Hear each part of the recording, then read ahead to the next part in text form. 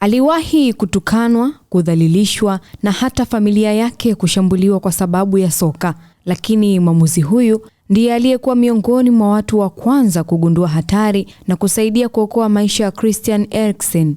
Huyu ni Anton Taylor, na sasa baada ya miaka 20 ya kazi amestaafu rasmi. Anton Taylor ameandika ukurasa wa kipekee katika historia ya waamuzi wa soka la England. Baada ya miaka 20 ya uamuzi, zaidi ya mechi 800, kombe la dunia mara 2 na michuano miwili ya Euro, Taylor amefunga rasmi safari yake ya uamuzi wa soka.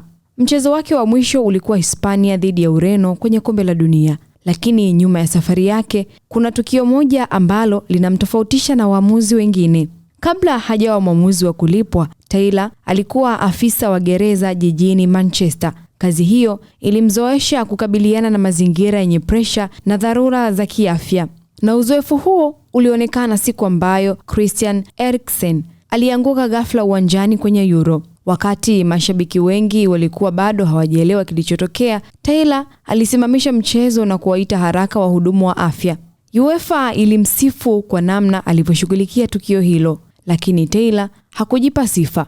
Alisema mashujaa wa kweli walikuwa ni Simon Kjær pamoja na timu ya madaktari ambao walichukua hatua muhimu za kuokoa maisha ya Eriksen. Lakini licha ya upande huo wa kishujaa, Taylor pia amepitia wakati mgumu sana katika kazi yake.